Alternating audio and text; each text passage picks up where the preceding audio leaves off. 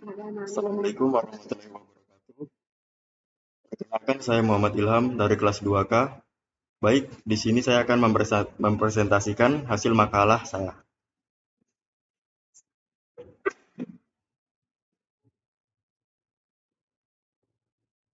Pertama, daftar isi ada bab 1 pendahuluan, bab 2 pembahasan, bab 3 penutup, dan yang terakhir daftar pustaka. Bab 1 pendahuluan. Latar belakang. Teknologi informasi berkembang pesat, hampir seluruh aktivitas manusia memanfaatkan komputer. Data memiliki peran penting di organisasi, perusahaan, sekolah, rumah sakit, dan pemerintahan. Data yang dikelola dengan baik menghasilkan informasi yang akurat, cepat, dan efisien. Dibutuhkan sistem yang mampu menyimpan, mengelola, dan mengatur data secara efektif.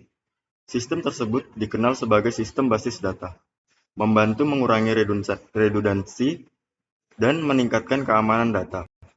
Basis data kini diterapkan di berbagai bidang: perbankan, pendidikan, perdagangan, pemerintahan, media sosial. Rumusan masalah dan tujuan penulisan. Rumusan masalah. Apa itu sistem basis data? Apa saja komponennya?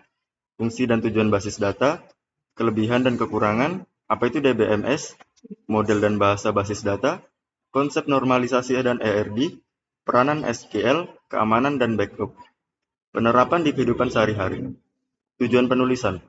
Mengetahui pengertian sistem basis data, mengetahui komponen sistem basis data, memahami fungsi dan tujuan, mengetahui kelebihan dan kekurangan, memahami DBMS dan model basis data, memahami normalisasi dan ERD, mengetahui penggunaan SQL, memahami keamanan dan backup, mengetahui penerapan di bidang-bidang.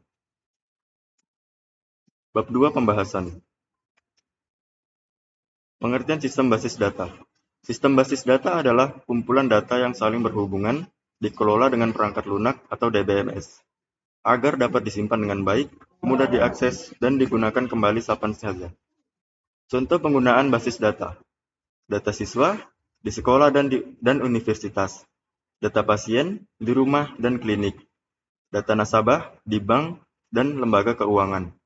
Data pelanggan pada toko online atau e-commerce. Data pegawai di perusahaan dan instansi. Komponen sistem basis data. Yang pertama, hardware. Perangkat keras seperti komputer, server, hard disk, dan jaringan. Yang kedua, software. Perangkat lunak seperti MySQL, Oracle, Microsoft Access, PostgreSQL. Yang ketiga, ada data. Fakta atau informasi yang disimpan, angka teks, gambar, dan video. Yang keempat, ada user, penggunaan, administrator, programmer, dan penggunaan biasa. Yang kelima, prosedur, aturan dan langkah-langkah penggunaan serta pengolahan basis data. Fungsi dan tujuan sistem basis data. Fungsi: menyimpan data dalam jumlah besar, mempermudah pencarian data, mengurangi redundansi data, menjaga konsistensi data, mempermudah pembaruan data, meningkatkan keamanan data, dan mempermudah berbagi data. Tujuan: mengolah data secara efektif dan efisien, mempermudah akses data, menghemat waktu pengolahan, mengurangi kesalahan pengolahan data, menjamin keamanan data, dan mendukung pengambilan keputusan. Kelebihan dan kekurangan sistem basis data. Kelebihan: data lebih terorganisir, memudahkan pencarian data, mengurangi duplikasi data, keamanan data lebih baik, data dapat digunakan bersama, dan memudahkan proses backup. Kekurangan: membutuhkan biaya besar, memerlukan tenaga ahli, kerusakan sistem mempengaruhi seluruh data, dan membutuhkan perangkat keras memadai. DBMS, Database Management System. MySQL, seperti open source, mudah digunakan, paling populer di dunia. Oracle, keamanan dan performa tinggi untuk perusahaan besar. Microsoft Access, cocok untuk skala kecil hingga menengah. PostgreSQL, open source dengan fitur lengkap dan andal. Model basis data. Yang pertama, model hierarki, berbentuk pohon dengan hubungan parensil, data diorganisir secara bertingkat. Yang kedua, model jaringan. Satu data dapat memiliki banyak hubungan, lebih fleksibel dari hierarki.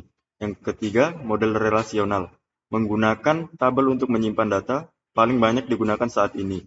Dan yang terakhir, model object oriented, menggunakan konsep objek seperti pada pemrograman berorientasi objek atau OOP. Bahasa basis data, DDL, Data Definition Language, digunakan untuk membuat dan mengubah struktur basis data seperti create, alter, dan drop. Yang kedua, DML, Data Manipulation Language, digunakan untuk mengolah dan memanipulasi data, seperti insert, update, delete, dan select. DCL, Data Control Language, digunakan untuk mengatur hak akses pengguna, grant, dan revoke. Normalisasi dan ARD. Normalisasi, proses pengelompokan data agar tidak terjadi redundansi. Yang pertama, 1NF, data tidak boleh memiliki nilai ganda. Yang kedua, 2NF, data harus bergantung pada primary key. Dan 3NF, tidak boleh ada ketergantungan transitif. ARD Entity Relationship Diagram, diagram yang menggambarkan hubungan antara entitas dalam basis data. Yang pertama, entitas, objek datanya disimpan. Contoh, mahasiswa, buku, dan pegawai. Yang kedua, atribut, karakteristik dari entitas. Contoh, nama, NIM, dan alamat. Dan yang ketiga, relasi, hubungan antar entitas. Contoh, mahasiswa meminjam buku. Keamanan dan backup basis data. Keamanan basis data. Menggunakan password memberikan hak akses tertentu, melakukan enkripsi data, menggunakan freeware, melakukan backup rutin. Jenis backup, full backup, menyalin seluruh data secara lengkap. Yang kedua, incremental backup, menyalin data yang berubah saja sejak backup terakhir. Yang ketiga, differential backup, menyalin data sejak full backup terakhir. Manfaat backup dan recovery, menghindari kehilangan data, memulihkan sistem yang rusak, dan menjamin keberlangsungan informasi. Penerapan dan perkembangan basis data.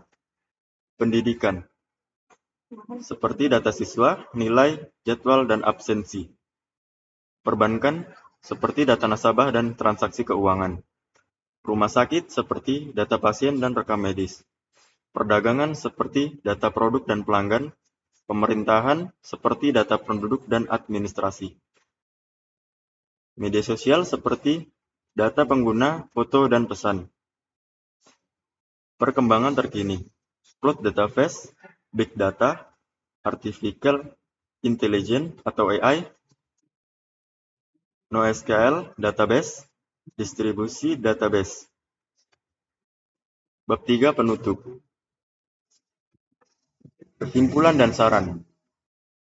Sistem basis data penting untuk menyimpan, mengolah, dan mengatur data agar mudah diakses. Komponen utama seperti hardware, software, data, user, dan prosedur. Dikelola dengan DBMS seperti MySQL, Oracle, dan PostgreSQL. Keuntungan, mengurangi redundansi, meningkatkan keamanan, mempercepat pencarian. Terus berkembang melalui cloud database, big data, dan AI. Saran, penggunaan sistem basis data perlu terus dikembangkan di berbagai bidang. Pengguna harus memperhatikan keamanan data dengan serius. Dan backup data harus dilakukan secara rutin untuk mencegah kehilangan data. Baik, itulah tadi hasil presentasi makalah dari saya. Kurang dan lebihnya mohon dimaafkan. Wabillahi taufiq wal hidayah. Wassalamualaikum warahmatullahi wabarakatuh.